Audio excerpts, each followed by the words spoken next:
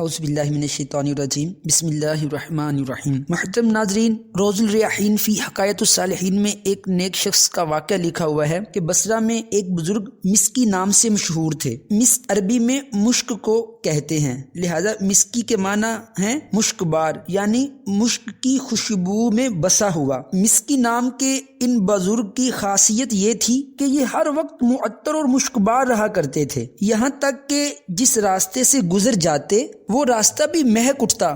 جب مسجد کے اندر داخل ہوتے تو ان کی خوشبو سے لوگوں کو معلوم ہو جاتا کہ حضرت مسکی تشریف لے آئے ہیں۔ کسی نے ایک بار ان سے پوچھا کہ آپ کون سا عطر استعمال فرماتے ہیں جو آپ سے اس قدر خوشبو آتی ہے؟ انہوں نے فرمایا، میں کوئی خوشبو نہیں لگاتا، میرا واقعہ بڑا عجیب ہے۔ میں بغداد معلیٰ کا رہنے والا ہوں۔ میرے والد محترم نے میری اسلام کے اصولوں کے مطابق تربیت فرمائی۔ میں جوانی میں نہایت حسین و جمیل تھا اور بڑا شرم و حیا والا بھی۔ اپنی جوانی کے دنوں میں نے ایک کپڑے کی دکان پر ملازمت اختیار کی۔ اس کپڑے کی دکان پر ایک دن ایک بوڑھی عورت آئی اور اس نے کچھ قیمتی کپڑے نکلوائے اور دکان کے مالک سے کہنے لگی کہ ان کپڑوں کو میں اپنے ساتھ گھر لے جانا چاہتی ہوں، اس نوجوان کو میرے ساتھ بھیج دیجئے۔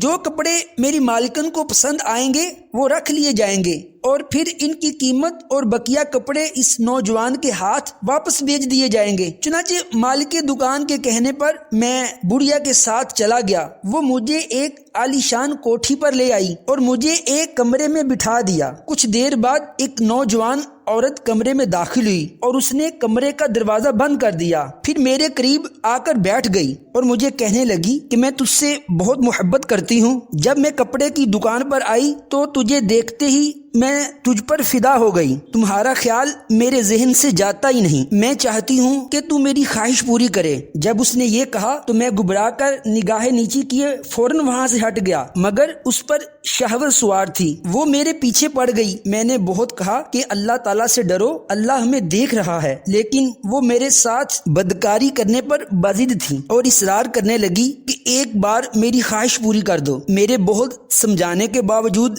جب وہ نہ سمجھی اور اپنی ضد پر قائم رہی تو میرے ذہن میں اس گناہ سے بچنے کی ایک تجویز آ گئی۔ میں نے اسے کہا کہ مجھے واش روم میں جانا ہے۔ اس نے اجازت دے دی۔ میں نے واش روم میں جا کر بڑا استنجا کر کے وہ نجاست اپنے اوپر مل لی۔ اپنے اوپر نجاست یعنی گندگی ملنے کے بعد جب میں باتھ روم سے باہر آیا تو میری عاشقہ مجھے دیکھ کر گھبرا گئی اور پاگل پاگل کا شور کرنے لگی۔ اس نے میرا راستہ چھوڑ دیا۔ میں نے کمرے کا دروازہ کھولا اور وہاں سے بھاگ کر ایک باغ میں جا کر ٹھہرا۔ پھر میں نے پانی تلاش کیا، غسل کیا اور اپنے کپڑے پاک کیے۔ یوں میں اس عورت اور گناہ سے بچ گیا۔ اس کے بعد میں اپنے گھر چلا گیا اور رات کو جب میں سویا تو خواب میں نے دیکھا کہ کوئی آیا ہے اور میرے چہرے اور لباس پر اپنا ہاتھ پھیر رہا ہے اور کہہ رہا ہے، مجھے جانتے ہو میں کون ہوں؟ پھر وہ خود ہی بولے، میں جبرائیل ہوں۔ جب میری آنکھ کھلی تو میرے سارے بدن اور لباس میں سے خوشبو آ رہی تھی جو آج تک قائم ہے،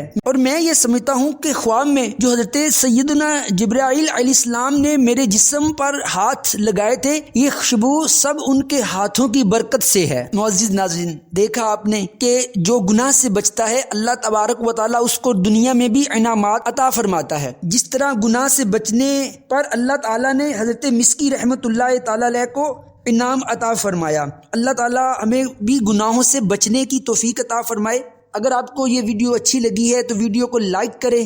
اگر آپ چینل پر نئے ہیں تو چینل کو سبسکرائب لازمی کر دیجئے، کیونکہ میں اپنے چینل چاند سا پاکستان پر اس طرح کی اسلامی اصلاحی اور معلوماتی ویڈیو بناتا ہوں۔ اگر آپ اس طرح کا کنٹینٹ پسند کرتے ہیں اور اسلامی معلومات میں دلچسپی رکھتے ہیں، آپ چینل کو لازمی سبسکرائب کر لیں۔ نیکسٹ ویڈیو تک مجھے اجازت دیجیے۔ اللہ حافظ۔ السلام علیکم ورحمۃ اللہ وبرکاتہ۔